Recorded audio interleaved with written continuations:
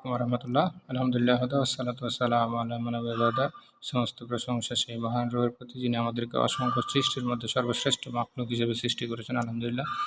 আর আলহামদুলিল্লাহ যে আমরা সর্বশ্রেষ্ঠ রাসূলের উম্মত।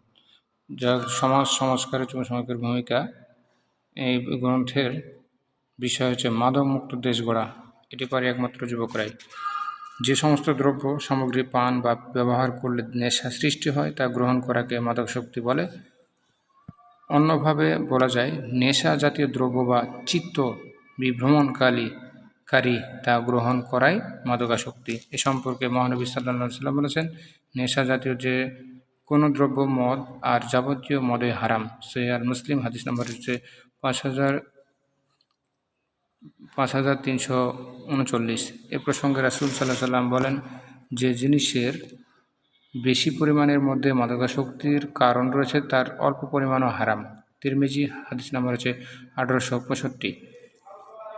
মদ যুব সমাজকে বিপদগামী করে। শুধু বিপদগামী করে না, আধুনিক যুগে গাঁজা, হেরোইন, প্যাথোড্রিন, মরফিন, কোকো, হুইস্কি, জিম, রাম, ভদকা, সুরাসার, narcotine, methadone, alpha, resin, caffeine, আফিম, কোডিন, ডায়াজেপাম, ফেন্সিডিল ইত্যাদি শ্রেণীর মাদকা দ্রব্য কিডনি, পাকস্থলী, হৃৎপিণ্ড, ত্বক ও মস্তিষ্ক ইত্যাদি মারাত্মক প্রগতি করে ও নানাবিধ জটিল রোগের সৃষ্টি করে, যার বেশিরভাগই নিরাময় অযোগ্য।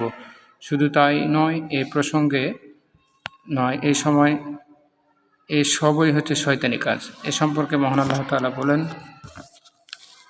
সূরা আল মাইদার 51 নম্বর আয়াতে বলছেন, শয়তান চায় যে মাদকাসক্তির মাধ্যমে তোমাদের আল্লাহর জিকির ও সালাত থেকে বিরত রাখতে। তবে কি এখনও তোমরা মাদকাসক্তি থেকে বিরত থাকবে না? সুতরাং এরকম প্রাণঘাতী ও অমৃতকারী জিনিস থেকে বিরত থাকতে হবে এবং সমাজকে এ থেকে বাঁচতে হবে। এর জন্য যুবকদেরকেই অগ্রণী ভূমিকা পালন করতে হবে। কারণ আল্লাহ রাসূল সাল্লাল্লাহু আলাইহি ওয়াসাল্লাম এক জায়গায় বলছেন যে মাদক বা নেশাদার দ্রব্য পানকারী হচ্ছে মূর্তি পূজকের ন্যায়। হিন্দুরা যে মূর্তি পূজা করে, এই করার কারণে যেটা শাস্তি, যেটা পাপ, সেটাও এই নেশাদ্রব্য পান করার কারণে এটাও সে একই রকমের পাপ।